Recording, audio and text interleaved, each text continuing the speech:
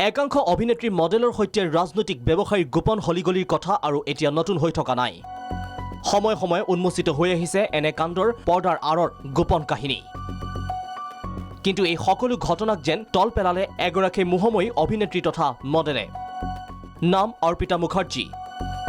হয়, আপুনি ঠিকেই অনুমান কৰিছে। পশ্চিমবংগৰ জনপ্ৰিয় মডেল অভিনেত্ৰী অৰ্পিতাৰ কথাই কোৱা হৈছে। অৰ্পিতা বৰ্তমান সাঙুৰ খাইছে পশ্চিমবংগৰ বিয়াগুম কেলেংকাৰীৰ সৈতে। পশ্চিমবংগৰ মন্ত্ৰী পাৰ্থ চেটাৰ্জীৰ ঘনিষ্ঠ হোৱাৰ বাবে ইডিৰ নজৰ পৰিল অৰ্পিতাৰ ওপৰত। আৰু তদন্তৰ সময়ত অৰ্পিতাৰ বাসগৃহত ওলাল নগদ 52 কোটি টকা। কেৱল সেয়াই নহয়, তদন্তত সোণৰ অলংকাৰ আৰু নামী দামী সম্পত্তিৰ গৰাকী হোৱাৰ তথ্য ওলাল ইডিৰ অভিযানত।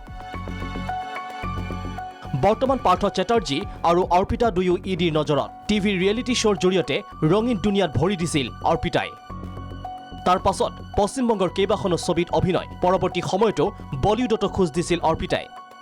কিন্তু প্ৰশ্ন উঠিছে, কেৱল ছবিত অভিনয় কৰিয়েই সম্ভৱনে এনে বিশাল সম্পত্তিৰ মালিক হোৱাৰ? এই কথা এতিয়া স্পষ্ট যে অৰ্পিতাৰ এই পৰ্বতসম সম্পত্তিৰ উৎস মন্ত্ৰী পাৰ্থ চেটাৰ্জী আৰু তেওঁৰ লগত থকা সন্দেহজনক সম্পৰ্ক।